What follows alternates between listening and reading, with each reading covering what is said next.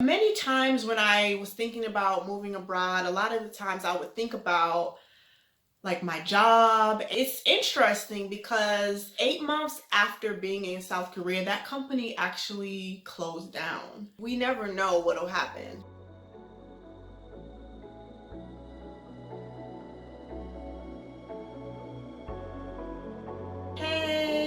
Hey everyone, it's Ash Kenyelle. I'm back with another video. Welcome to my channel and welcome to a new video.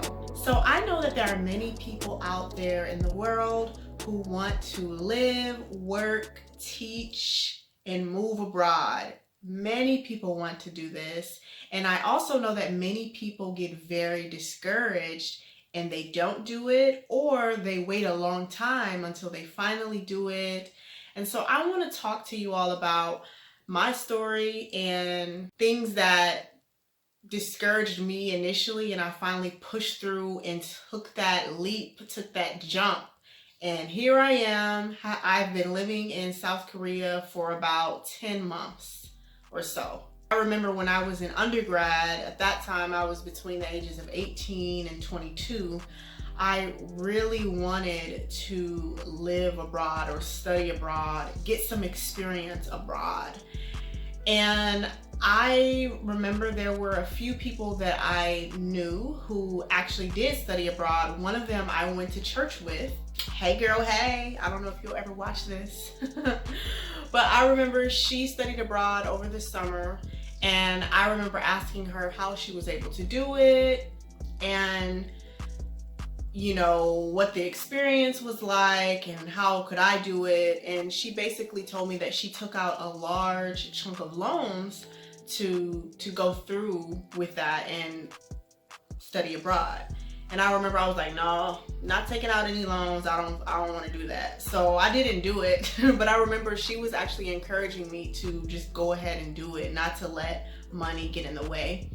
So anyways, at that time I was like, okay, well, I'm not doing it because I'm not taking out any loans, and I just closed that chapter and moved on. But it was something that I continuously wanted to do, but it was like one of those itches that I had for a very long time, and I never fully scratched it. I would like scrape it a little bit, but I never like scratched it, you know? So fast forward a few years, when I was around the age of 24, 25, one of my friends was actually in Korea at the time. And I remember then I was like, oh, like maybe I should go abroad. I've been wanting to do this for a while.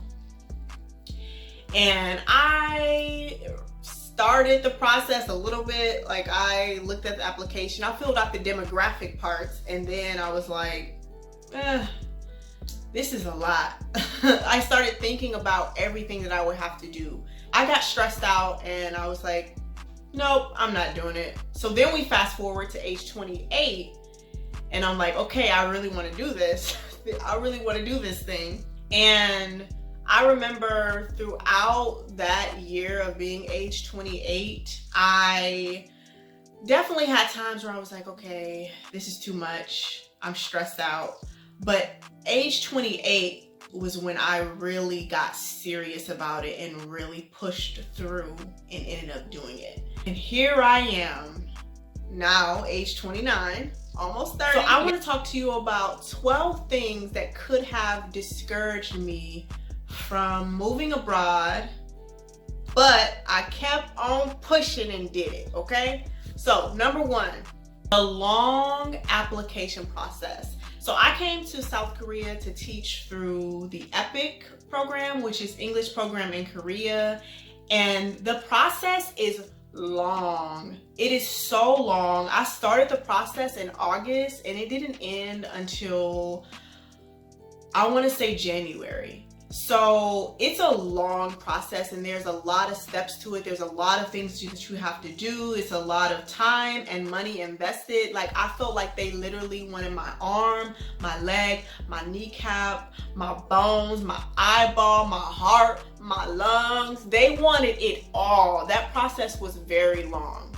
Number two, job and financial security. Many times when I was thinking about moving abroad, a lot of the times I would think about like my job, and what am I gonna do, just quit my job? Like, what if it doesn't work out when I get to Korea and I need to come back? How will I get a job?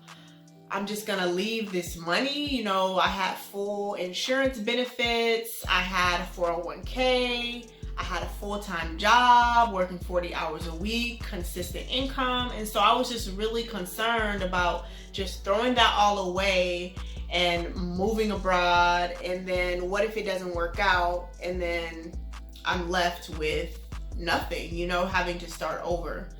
So that really made me nervous. And it's interesting because the most recent job that I had before I came to Korea, I was very unhappy in, and it was time to go like a long time ago for various reasons. But the interesting about that is 8 months after being in South Korea, that company actually closed down. And so if I didn't finally go through with my dream of teaching and living in South Korea, I could have still been at that job and left with no job or financial security. So it's interesting, we think that we are very secure financially and with that job, but we never know what'll happen. So that was very interesting.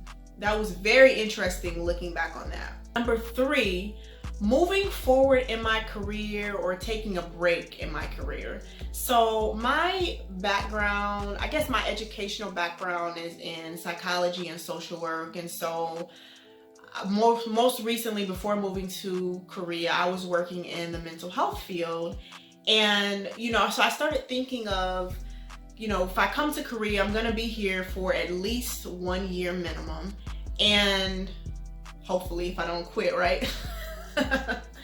And I started thinking like, well, that's gonna be like a year out of the field. And so what if future employers, you know, if I decide to go back into social work, what if they don't really view this experience that I got in Korea as valuable? Because my duties and responsibilities at my job in Korea may not be aligned with things that I'll be doing at future employers.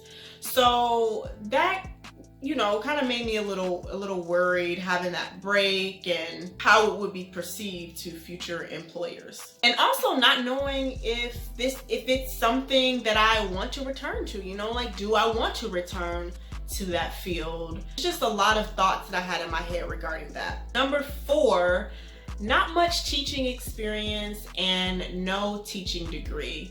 So, you know, this job, you are teaching elementary, middle, or high school students the language English. And I don't have a degree in teaching, so that made me a bit discouraged. Like, how am I going to teach these students? I don't have a degree in teaching. I don't have any background in teaching. I don't have any formal training in teaching. So that made me very nervous.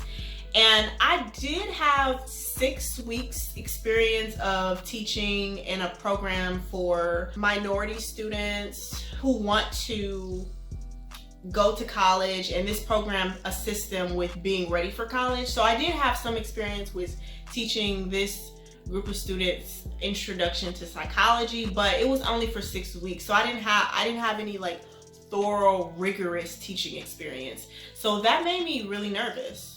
Number 5, being away from family and friends and missing important events.